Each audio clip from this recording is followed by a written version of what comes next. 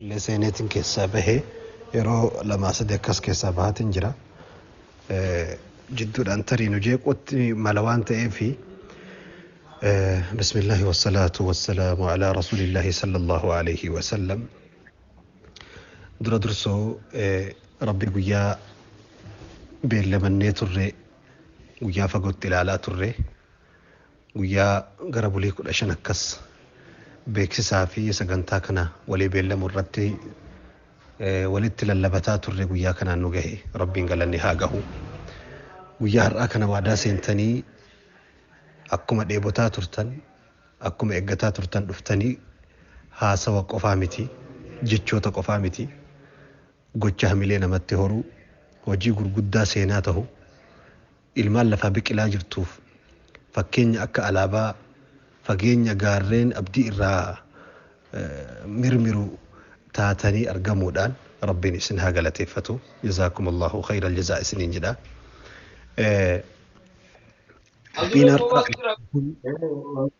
Qophiin har'a godhame kuni qophii deeggarsa nama dhuunfaatiin, deeggarsa nama nashiidaa baasuutiin. Qophiin kun qophii warroonni bakka lamatti qoodamanii warri guyyaa kana iddoo akkanaatitti namoota hojii islaamaa baadhatanii hojjetan, kan wanni isaan hojjetan humna isaaniitii olii yoo ummanni isaan gargaaree wajji baate malee kophatti baadhachuu hin dandeenye gargaaruun dhaloota mana dhalootaa ijaaruu, islaamummaa gadhaabuu, risaalaa rasuula rabbiitti tumsuudha jedhee amanu jira. Warroonni biroo immoo munaafiqoonni garii munaafiqaa suuraa sheekaatiin illee ka dhufu jira. Aalima fakkaatee dhufu jira munaafiqni. Gadaa rasuulaallee sahabaa fakkaatee dhufee jira. Har'allee jira munaafiqoonni. Warroonni afaan isaanii akka suusiititti, akka araadaatitti qeeqaa fi akka lafee sareen lafee nyaattutti yeroo hunda hojii gaarii islaama keessatti hojjetamu nyaachuu fi cabsuu fi maqaa adda addaa itti baasuu fi jala deemanii nama waraanuu fi nama facaasu irratti hojjetan barakkamoonni jiranii. Wanni an kana jedheefillee yeroo hojiin islaamaa gurguddaan hagana gahu hojjetamu warroota qalbiin isaanii munaafiqummaan dhibame irratti ba'aa guddaa ta'a. Hedduu isaan quuqa, mataa isaan nyaata, qeeqa fakkeessanii, gorsa fakkeessanii, islaamummaa fakkeessanii dhufanii gorsa kennuu danda'u iddoo adda addaatiin. Jaroonni akkasii sun munaafiqa. Li'annahu sababa munaafiqa wanti ta'uu beektuun waan islaama mataa ol qabu, waan lubbuun ummata islaamaa itti walii galte, waan ulamaan islaamaa khayrii qur'aanaa fi hadiisa guddisuu jedhee lafa kaa'e cinaa dhaabbatee mormu yoo argite hojiin sun hojii munaafiqaati. Islaamummaa diiguuf socho'a jechuudha. Ustaaz Najjaash guyyaan har'aa guyyaa nashiidaa qophaa'e eebba isaa sababeeffatuudhaan godhame malee guyyaan kun guyyaa galata Ustaaz Najjaash. Najjaash maqaan kun tokkoffaa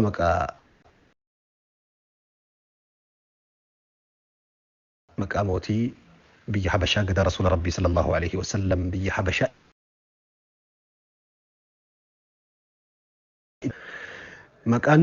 namni maqaan ni moggaafatuu fi haga danda'e karaa namni sun dabre irra bahuu fi Ustaaz Najjaash mushidoota Oromoo keessaa nama ummataa galata ooluu malee takkaa ummanni galata isaan ooliin. Galata isaa ooluu jechuun isatu naa oolaan jedhu. Bittaa gurgurtaa miti qabsoon ummataa dalagan, hojiin islaamaa hojjetan bittaa gurgurtaa miti qabsoodha hojiidha. Abbaan hin jedhu ummatatu ofirra beekuu qaba.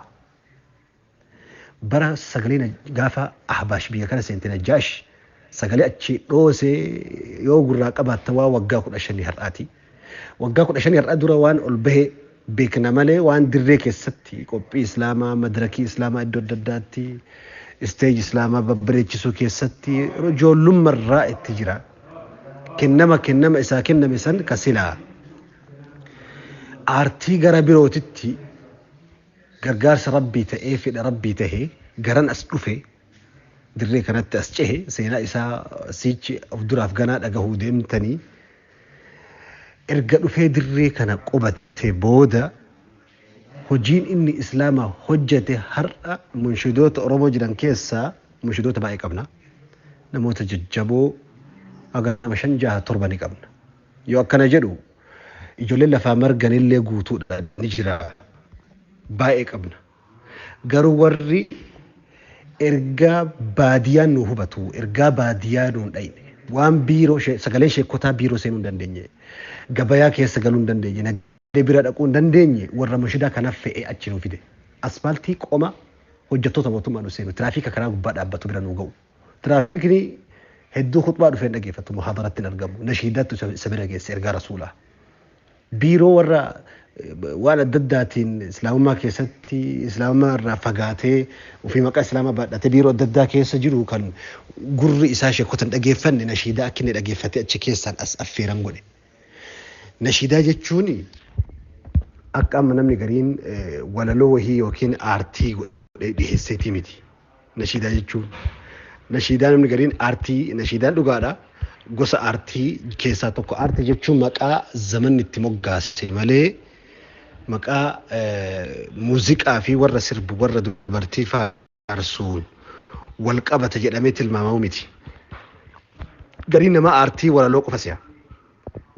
namni munshidaa kuni المنشد الإسلامي ينشد لله لا للمجد الشخصي دون إساتف نشيدا كان نجته قلبي تللب مالي قررت تللب مقاتو منشدة جدا مالي داعي لسقليلا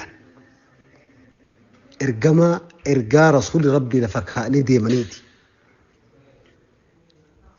وانت هرأ داعين بفولالوت سقليتو الشيء أمتها إهسو أفانتو هرأ آرتي وكين نشيدا جدا ميك هس سقلي مالي دعوة ناطقة بالإيمان دعوة أفان إيمانة ها صفتو كإساتو قرآن ربي سنبي فولالوت إهسو مالي لراغرون من دعوة حديث رسول ربي جدا سنبي فولالوت أمتا إهساني تلشني بريتشني إمامي أددات تقول أني أكا قلبين فلاتو قلبين قد إقو قلبين إيبوتي دويدوتي قبئسون غراغرون من محاضرة مسيدة كيسا قول أمون مالي وقادا نشيدا فكاتي وري أفتا نشيدا فكيسي جلال شركي للبو بدعا للبو وانتوتا إسلام من حرام قول موزيكا أددات تتومو الآن للبو جرا ولدت لكاومي تفكينيا نشيداك أستاذ رايا بمجا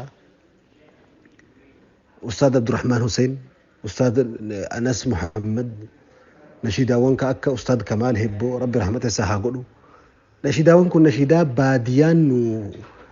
باديان إيبوتو إرقا رسول ربي أتكيسا أجيفتك أما بفا أما منزوما يعني رينا مني كان منزوما في نشيدا غرغرسها كان كدبيتي من كان موكا قال كل جنان سها أنا ما هصور إيرا كيسن ديمو ولي قالتي أستاذ نجاش قيان كن سلا دبين أستاذ نجاش لفاتين إسا نما إسبونسران قبني نما أفراد أبتي سقاليك أوفي قبيسو كوالالو أوفي قبيسو إرقاء أوفي قبيسو حقا كونكولاتا يابتي استوديو لك إيه نشيدا قبيسو يجوني ورد أجيفتوف ورد تايل أجيفتوف وما بيتي جارسي ciisee wayitanii nyaata qofa eegu irbaata tokko jaartiin waxii tokko dalaguuf ittoo tokko dalaydee fiduuf waa meeqa walitti cirtee aarri funyaan isii ukkaamsee ibiddi isirra bu'ee cinqaa meeqa argitee wayitu isin dhiyeessitu inni sooqiddi irra tareedha taa'ee ofirraa taa'eetiin sooqiddatti irra taree haasaa inni wanni irra haasawaa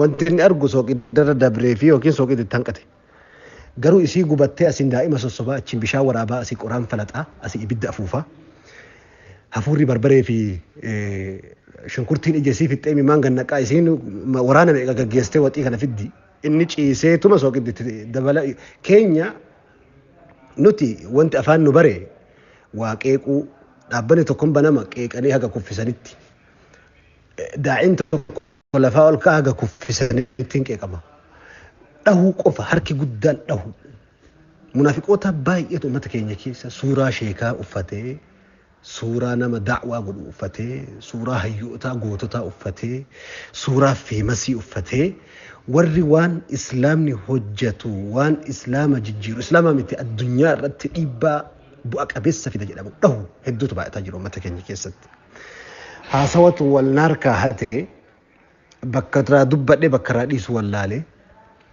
munshidootni artistoota muuziqaatii wal bira finne ummanni keenya diiniin jaalata diinii jaalatuu fi diinii hubatu immoo wal adda. Haga gaafa muuziqanyaa tokko gara nu raafamu gaafa inni muuziqaa tokko gadhiisu yuutuubii isaa hafarsuu fi deeggarsa isaa godhuuf tattaafannuu fi gaafa mushini tokko nashidaa tokko hojjetee ergaa nabi Muhammad Qur'aana fi hadiisa fidee nutti kennu yoo wal madaalchifne waan ardiif samiiti. Isa kaan wayita miliyoona 10 miliyoona 20 artistii muuziqaa tokko godhamuufi homaa banne gaafsan wanni tokko wanni baden jiru wanni miidhamen jiru garuu gaafa munshida tokko yookiin sheeka tokko wanni wahii godhamu sheekotiin birrii uummata irraa fixxeen afaan munaafiqaa guuttatee haasawa. Kuni waan hawaasa keenya keessa mul'ataa jiru. Hawaasa keenya keessatti artistoonni warri muuziqaa nama muuziqanyoota muuziqaan qeeqa muuziqaan haraam islaamaa keessatti hojii muuziqaadhaan hojjetamu kamuu hin deeggaru. Li'annahu Qur'aana fi hadiisatu murmaa. Keessattuu yoo muuziqaan waan shirkii of keessatti hammate keessattuu waan fakkeenya geerarsi qulqulluun kan muuziqaan qabne wanni biyyaa dubbatamu rakkoo hin qabu. Warri qabsaa'u jira sagalee adda addaatiin qabsaa'u jira. Walitti hin fakkeeffamu garuu waan walitti illee haasa'amu miti. Nabi Muhammad irraa bakka buutee haasa'uu fi wantoota biroo waan faallaa shari'aatiin jiru irraa bakka buutee haasa'uun tokko miti. Gaafa kaan illee istaadiyeemii guunnaa gaafa kaan mushida tokko moo sharaa wayii jala wali qabamnee wayita wanni xiqqoon takka dalagamtu qiyaama bu'a. Isa kun istaadiyeemii guunnee fi nuti gara lachittuun dalayne waan ta'eef harki guddaan keenya gara lachittuun hojjenna. Har'a nama 4,000 iimoon dhufamee haasa'amee nama 4,000 iimoo gubbatti argamee wanni takka nafni amma qiyaamaan bu'ee jira jechuudha. Anamma galata keessan dhorkuufi miti. Isinitti haasawaa jira moo isiniif haasawaa jira addanaa beeka. Isiniif haasawaa jira malee isinitti haasawaa hin jiru. Isiniif jedhaa jira malee isinitti jedhaa hin jiru jecha kana. Haasirreeffamu ilaalchi nama tokko lama wayita konkolaataan bitamu kan waan sheekotiin kulliin konkolaataa ooftuuti. Har'a barri bara sheekotii bara mushidootaa durooma barbaannaan sheeka ta'e durooma barbaannaan foggoraa jechoota munaafiqoonni sahaba rasuula rabbiitiin gadaa nabi Muhammad illee jedhaa turan. Har'a sheekotaan foggoruun warra islaamaaf hojjetu foggoruun eenyu abbaa isaati eenyu kan istuudiyoo gadhaabee sagalee mushidoota kanaa tahee jara kana bira dhaabbatee jireenya mana isaanii dhuunfaa hubatee hojii isaan bilcheessanii fidan malee nyaachuu malee harka dhiqannee eenyutu wajjin ibidda san afuufee waan isaan bilcheessan san dalageef. Yeroo guyyaan wanni takka waggaa 10-30 keessatti yeroo takka wanni akkanaa kun dalagamu immoo qiyaamaan bu'ee jira wanni tokko nafne sheekotiin birrii uummata irraa fixxe munaafiqoota eeggadhaa. Suuraa sheekaatiin isin dhufuun malu, suuraa aalima uffatanii dhufuun malu, suuraa bakka adda addaatiin fakkaatanii dhufuun malu munaafiqoonni eeggadhaa. Ani wanni qabxii kana kaaseef galata keessan gumaacha keessan isin har'a godhaa jirtan dhiiga ofii waraabdanii foon keessan murtanii har'a kennaa jirtan mallayni har'a dhiiga. Daraahimuka damuka jedhan dhiiga keeti har'a daraahimni mallayidhatti kennaa jirtu cobsitee kushiina ambaa keessa dhaabbattee akka kaleen kee tabalaasha'u sahara gammoojjii arabaa keessa deemtee gaalli osoo dhiitu surree jilbarra si fixee mallaqa san fidde akkasi fidde mallaqa san har'a kennaa jirtanii manni keessanuu sirnaan ijaaramee jiruu manaan qabdan tarii ta'a. Garuu immoo hojiin hojii islaamaati jaallattanii jibbitanii hojiin hojii islaamaati hojii sagalee daawwaati ispoonsara hadiisa rabbiiti nama diin kanaa lallabu wanni ittiin lallabu sun waan shari'aan fallessine waan karaa rabbiif rasuula rabbiitiin fallaa hin deemne taanaan wanni ati kennitu nama dhuunfaa fi miti ergamaa rasuula rabbii saniif ispoonsara ta'uudha. Kanaaf har'a mushidoota keenya keessaa eenyutu istuudiyoo qabu. Fakkeenyaaf Ustaad Najjaash duramee fakkeenya Raayyaa Abbaa Maccaa fudhaa. Ustaad Raayyaa Abbaa Maccaa. Raayyaa waggaa 40 ol dirree waraanaarraa haga dirree qabsurraa haga dirree walalootti dhufe. Uummata kana qaamaan itti miidhamee mataa itti falaxamee Ustaad Raayyaan gadaanis hedduu qaba qaama kanarraa akka shugguxiin dhahamee kan konkolaataan isa garagalche. Haga sadarkaa gurraan miidhamu keessatti. Bishaan danfaa irratti naqamuu keessatti seenaan Raayyaa gubbarraa beektan malee hedduu keessan beeku namni keenya. Mee Ustaad Raayyaadhaaf guyyaa tokko gumaachi wayii godhame jira. Nutu gaafata Raayyaan hin gaafatu. Raayyaan isin gaafatu eegina. Guyyaa tokko Raayyaa Abbaa Maccaatti gumaachi godhame. Abdoosh fudha Abdoosh Aliyyi. Wayyaanee ibiddatti qabee biyyuma tana keessatti dhukate isaa fi Sheek Mikaa'el waa meeqa ta'anii haga namni sadarkaa siree janazaatiin baatamuu jala gahu guyyaa tokko inni godhameef jira nama firee tokko yookiin lama waggaa 10 keessatti yoo inni wayii godhame waan biyya guutuu godhame seenaa. Kanaaf ispoonsara nuti dhaabbata wayiillee dhaabbatuu qabna ulamaa keenya bira dhaabbatu ulamaa halqaa baadiyyaa warra sharaa jalatti qaraasisu meeqaatama yoo dubbanne kun galaana nu harkaa baheen dhumu wannan jechuu barbaade gumaachi isin har'a gootanii fakkeenya guddaadha. Gumaacha mallaqa qofa xixiqqaa guurree walitti guyyaan kun laman deebi'u daaraan laman bobahu guyyaan har'aa guyyaa nashiidaa osoo hin taane guyyaa ustaad Najjaashiin waan inni ittiin hojjetu tokko gadhaabnu haa ta'u guyyaa istuudiyoo tokko ka inni keessa lallabu har'a sagalee yuutuubii gubbatti isin miliyoonaan dhageeffattan san miliyoonotaan dhageeffattan dhugaadha. Sagalee san sagalee nadhii qulqulluu qabxii adda addaa irratti hojjetu hawaasummaa keessa seenii hojjetu dhimma tiraafiika irratti hojjetu ijoollee teessan mana keessan jirtu irratti hojjetu waa'ee fayyaa irratti hojjetu waa'ee gargaarsaa irratti hojjetu waa'ee lammiin gaafa lammiin bobahee ciccitee aduwwiin isa facaase bira dhaabbatee sagalee ta'ee mallaqa miliyoonota meeqa walitti qabu kuntaala baatee waa meeqa godhaa ture hojii san akka inni bakka tokko sassaabatee humna godhatu. Beeytu waan tokko namni keenya hin beekne keessa namni akka sheekaa nama aartii islaamaa harkaa qabu ta'ee qabsoo waan adda addaa harkaa qabu kun adada gumaacha wahii argatuun ibidda itti qabata taaftee uummataa dalaguuf birriin argu birrii san hin nyaatu waan nyaatu si'a namni yoo birrii wahii kenniteef walaloo nashiidaa yookiin hojii tokko islaamaaf hojii akkamii dalaga jedhee birrii san waan uummataatti achi baasa malee adda mallaqa argatu nama mana ijaarratu miti nama konkolaataa bitatu miti.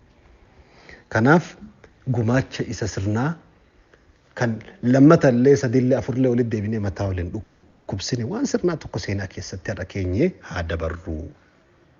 Warri 100 kennitan 50 kennitan 70 kennitan lakkoofsa keessan lakkoofni dadhabnee galgalaarra rabbiin isin beeka.